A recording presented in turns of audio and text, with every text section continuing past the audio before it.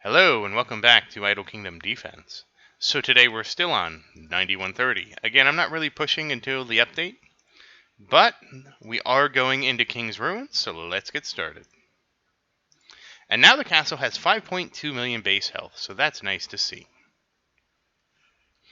Oh, and this update was extra hero damage. We had, I think, 4 of those. So Christian should be pumping. He already pumps on this wave. But he should be pumping out a lot of damage. Like, a lot of damage. All the heroes should, but like the warriors, they're not going to pump out any. They don't do that. They don't do damage. Alright, come on. One of the warriors. You see the boss. Somebody see the boss. Oh, the golem, you were so close to being right. Okay, Christian indirectly saw the boss. Oh, okay, Evan. Then Christian. Okay, Leonidas figured it out. There we go. And... Alright, and with 100% extra damage, Christian does come out on top. It only takes 100% extra damage. How about that?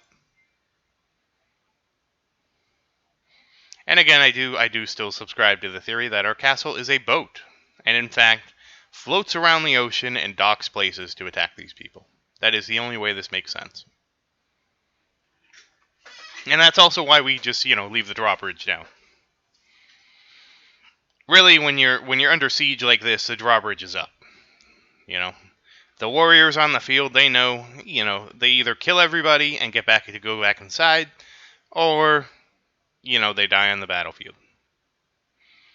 There's no, well, we're going to leave the door open for you in case you want to come back. Nah, there's none of that. You deploy the troops, and then you secure the castle. At least that's what should be happening. And again, part of this, why this wave was so difficult, again, I don't know if it's Sophia that got better. I really don't know. But it's because of the split nature of this wave. These waves tend to be more difficult. I do think that Evan's slow, no longer being 99%, is vastly beneficial on the wave with the dogs. 100% agree with that.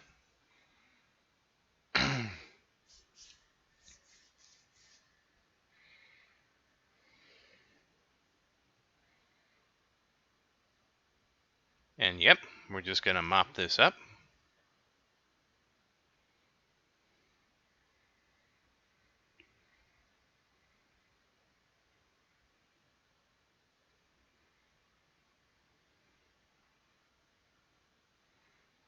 Very nicely done, everybody. Always happy to see a plan come together. And there we go. And on to stage 3. Again, I'm not expecting too many problems here. This is generally a stage we don't have any problem with. And I would be surprised if we did.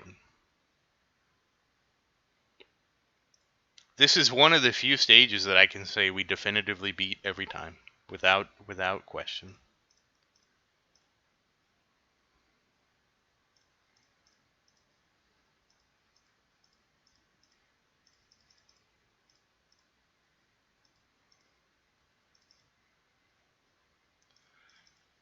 Even when we were struggling. The only time I failed King's Ruins is I ran out of time, I think. I think that was the problem. Just not paying attention to time. Don't believe we were ever defeated to anything. We've never lost. We have been defeated where, we had to res the castle. And then I said, oh, well, you know what, guys? You lost your privilege of doing King's Ruins. You're all fired. And we just didn't do King's Ruins anymore. We just swept our way out. And I do wonder if it's faster or if it just feels faster. I don't know. I think it's just the fact that we no longer struggle and I can just sit here and let it run and we win. I think that's the big change of why I don't get so bothered by this anymore. It used to be like, oh, geez, King's Ruins, it's a struggle bus. Yeah, you might enjoy my frustration, but I don't enjoy being frustrated. And the reality is that a lot of the frustration is, the auto battle sucks. Don't get me wrong, I probably couldn't, program a better auto battle, and I don't mean it in that regard. I don't know. I want something different. Something different. So I do have a few different ideas for videos for the channel. One of the games I'm playing, it's going to take me a bit to get to the point where I can put it on the channel. You may understand, you may not like it, but I really have been enjoying this game. Basically, the game has... I'm trying not to spoil too much of it, but the game has basically a challenge mode, and I've been working my way through the challenge mode, and there is a challenge mode on there, and I've been playing this game for a while, and there's a challenge mode on there called free to play. And the free to play one is basically, it's more equivalent to how you would be starting out the game. And since I've already been playing, I don't want to start over, I just don't want to do that. That would be terrible. Well, it wouldn't be terrible, but I mean, part of the excitement of playing the game is seeing the progress, and starting over would kind of ruin that. So, that said, and again, it's going to be kind of a unique first episode, because the first thing I want to do is talk about the challenge mode. Because I imagine, some of my viewers might want to get to this point and immediately try to do the challenge I'm doing to play with me. And I would actually advise you against that. Mostly because the game has 21 different challenges to do. And I have successfully completed 15 of them. The free-to-play one is one of the last challenges I'm going to do. So I want to, when I start the challenge, I want to caution my viewers, caution you to just be very careful about where you start, because actually that's what happened to me. Is I came into this game and I understood that, the challenge mode, because what happens is the reason you do the challenge modes is the bonuses from the challenge mode actually are also in your main game. So it's good to complete the challenges for the bonuses in your main game. And that's what so I knew as soon as I unlocked it that even though I wasn't that familiar with the game, I needed to do these challenges. And I didn't know which one to pick. And I picked the wrong one. And the fact that I picked the wrong one, I mean, it wasn't a huge deal. I fortunately got extremely lucky on the one I picked, and I was able to complete it.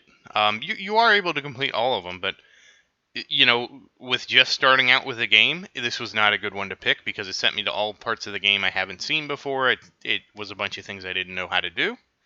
So when we start this challenge, and I do hope you'll play with me with this game. It is an idle game, so you don't have to play that actively. The more you idle, the less. It's not really the less you progress. I mean, it is a little bit in the start, because at the start it can be a little bit slow. But that said, I do hope you'll play. And again, you don't have to play a lot. You can idle, especially if you're not looking, if you're not in a rush to get to the end of the game. And I will actually probably, since this will be one of the last challenges I'll be doing, I think this is going to be the second to last challenge I do. I am definitely planning on not rushing it too much and more or less taking my time. Now, I am divided on which challenges. There's basically two challenges that are pretty equivalent, and so they're both going to be the last challenges I do. Now, there's one that's significantly harder, and I'm wondering if I might do that one first. They're both gemless challenges, to be fair. One is, in fact, I'll probably do the harder one first. One is just a lot easier, but they're both gemless, so one is actually called free to play, and that was the one I was considering doing first. But there's actually a harder one called, I'm not going to tell you the name, it'll ruin it. But there's a harder one.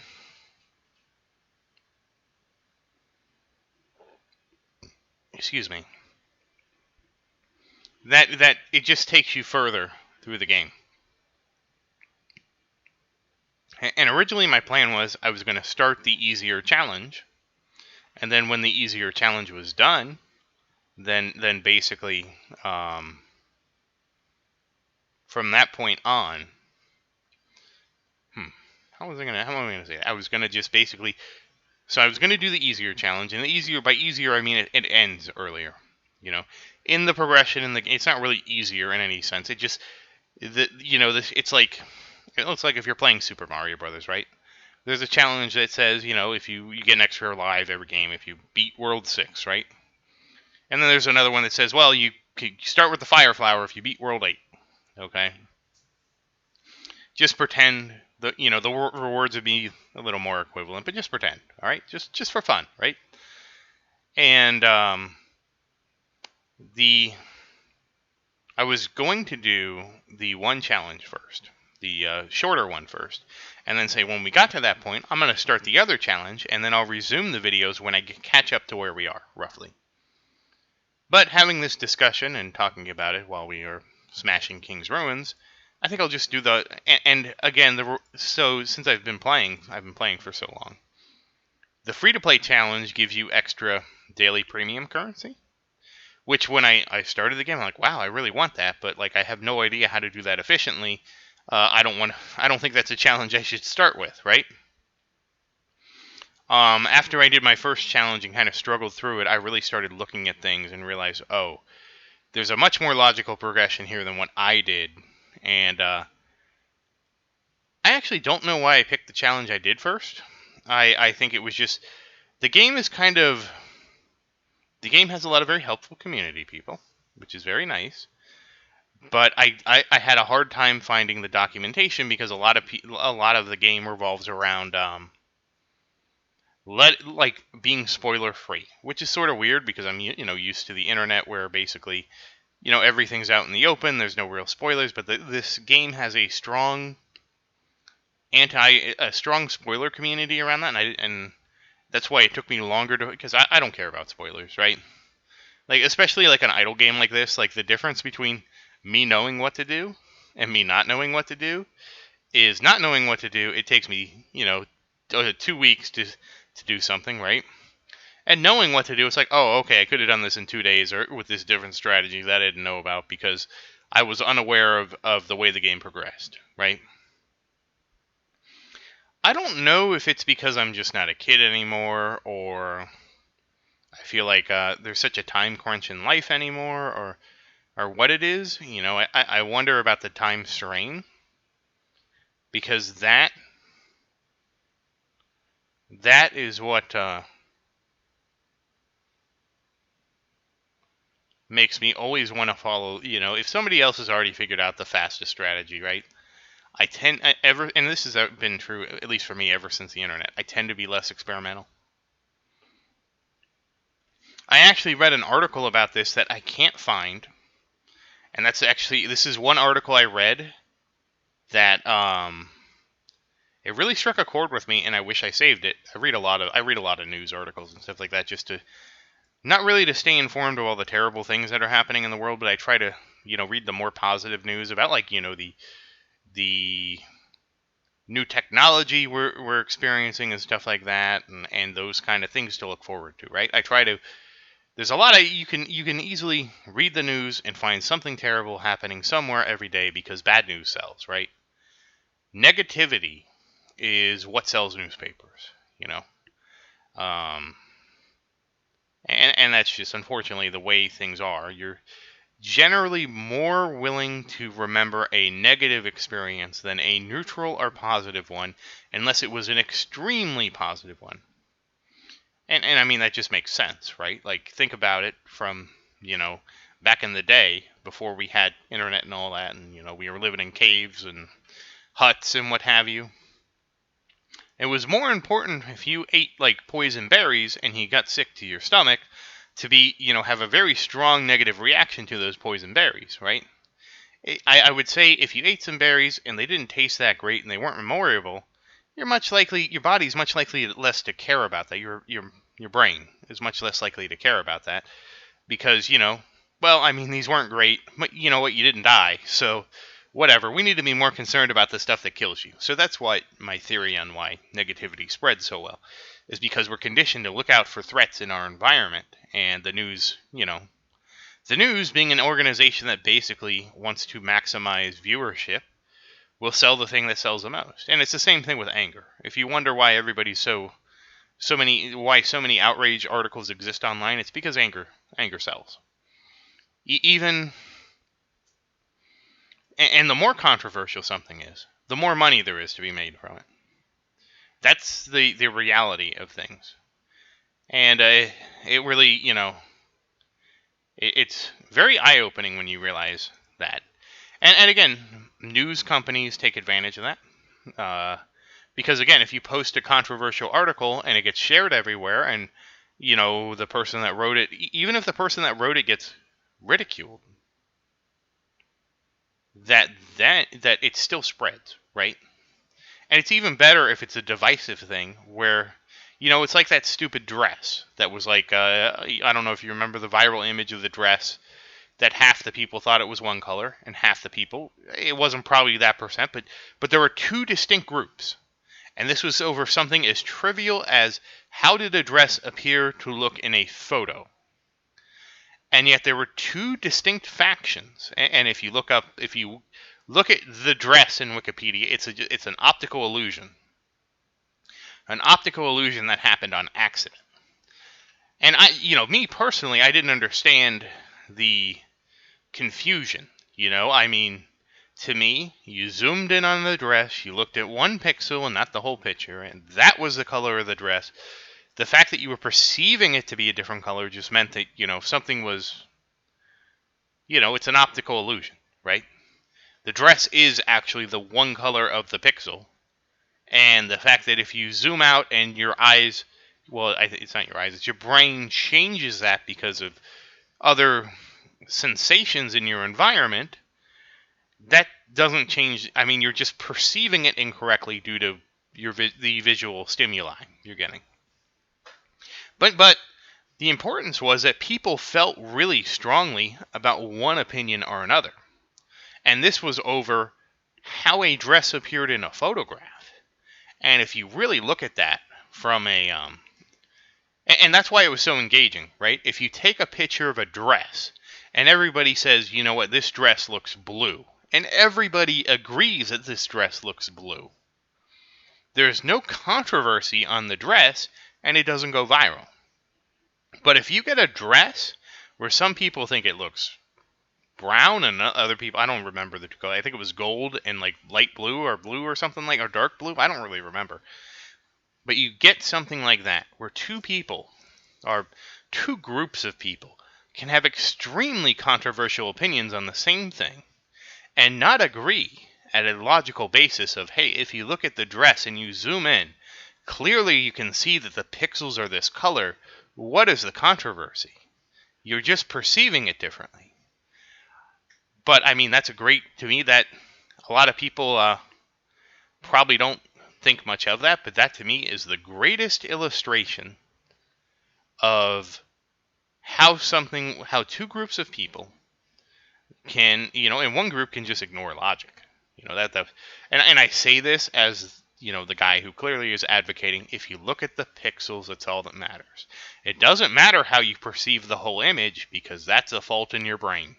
If you look at the pixels, that is the color. It doesn't matter if the color shifts with the whole image. You look at the pixel, And I'm sure some people would argue that is, that doesn't make sense because we don't perceive images one pixel at a time. We look at the whole image. But again, the fact that two people can have two strongly different opinions like this, and I'm probably beating this horse to death, but why not? Let's beat it while we're here. It's a great example of how something trivial as a color can go viral. And if you could reproduce this on demand, you would have so much engagement because you would post an article in the newspaper. You'd have somebody else then argue against your thing, and it just takes on this life of its own and spirals. And that's great for news companies because you know what that means. If you're watching the news, you're watching advertising, generally. You should use an ad blocker on the internet.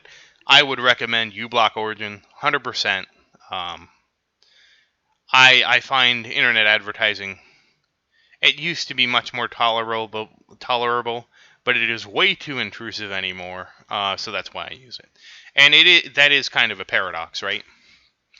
I use uBlock Origin to block ads, so I get to view the, I don't agree with its piracy. I don't agree with any of those things. But because I do that, right?